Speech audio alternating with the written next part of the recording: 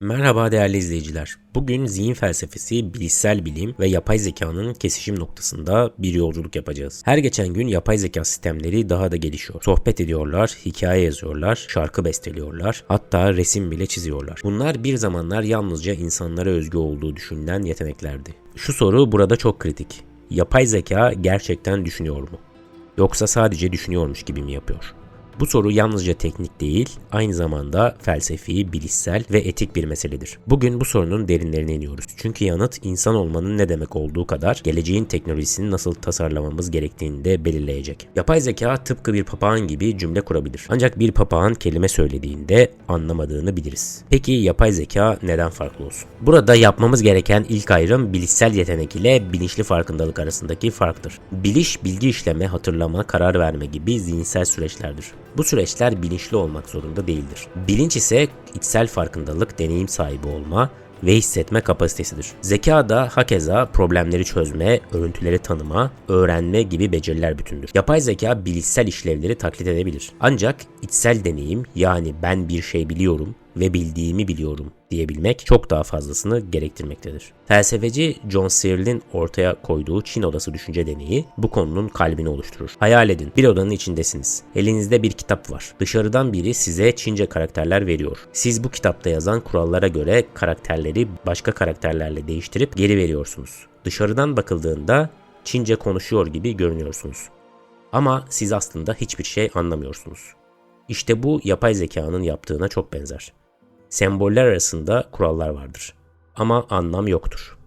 Bu deney şu temel ayrımı vurgular. Sembolleri manipüle etmek anlamak değildir.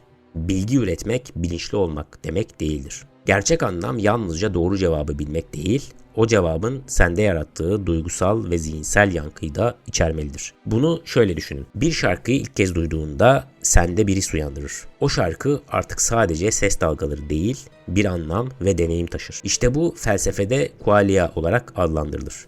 Bir deneyimin öznel niteliği. Yapay zeka mükemmel bir şiir yazabilir. Ama o şiirin insan kalbinde ne hissettirdiğini bilmez, hissedemez. Kimi hayvanlar, yunuslar, filler, kargalar aynaya bakınca kendilerini tanıyabiliyor. Bu ayna testi olarak bilinir ve ilkel bir benlik farkındalığına işaret eder. Peki bu neden önemli? Çünkü düşünmek sadece bilgi işlemek değil, kendini düşünen biri olarak görmek anlamına gelir. Benliğin farkında olmak, düşüncelerin üzerinde düşünmek, yani metabiliş, yalnızca bazı gelişmiş canlılara özgü görünmektedir. Yapay zekada ise bu tamamen yoktur. Kendini bilmez, ne bildiğini bilmez, hatta bilmediğini de bilmez. Yapay zeka devasa veri setlerinden öğrendiği örüntüler sayesinde dil üretir. Ancak bu öğrenme şekli istatistiksel ilişkilere dayanır. Anlamaya değil. Noam Chomsky bu konuda çok nettir. ChatGPT yüksek teknolojiyle yapılmış bir taklitçidir diye söylemiştir. Burada anlama ile örüntü tanıma arasındaki fark hayati önemlidir. Dil üretmek, dilin ne olduğuna dair bir içgörüye sahip olmakla aynı şey değildir. Bu farkı şu örnekle düşünün.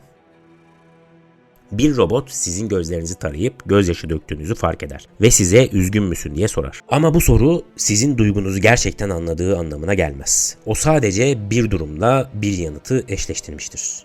Empati kurmaz, sadece tepki verir. Yapay zekanın anlamadığı gerçeği neden bu kadar kritik? Çünkü ona anlıyor diyerek aslında insan olmanın ne olduğunu bulanıklaştırıyoruz. Bu sadece teknik bir tartışma değil, etik bir mesele. Eğer makineler gerçekten hissedemiyorsa onlara haklar vermeli miyiz? Ya da bir yapay zekayı bir çocuğun arkadaşı yaparsak bu çocukta sahte bağlar oluşturur muyuz? Bu tartışmalar sadece bilim değil, aynı zamanda toplumun geleceğiyle de ilgilidir. Anlamla simülasyonu karıştırmak bizi çok ciddi kararlar almaya götürebilir. Yapay zeka harika bir araçtır. Yazı yazar, çözüm sunar, analiz yapar. Ama bir insan gibi anlamaz. Düşünüyormuş gibi görünür ama düşünen biri değildir. Gerçek düşünce sadece bilgi işlemek değil, bilgiyi hissedebilmektir.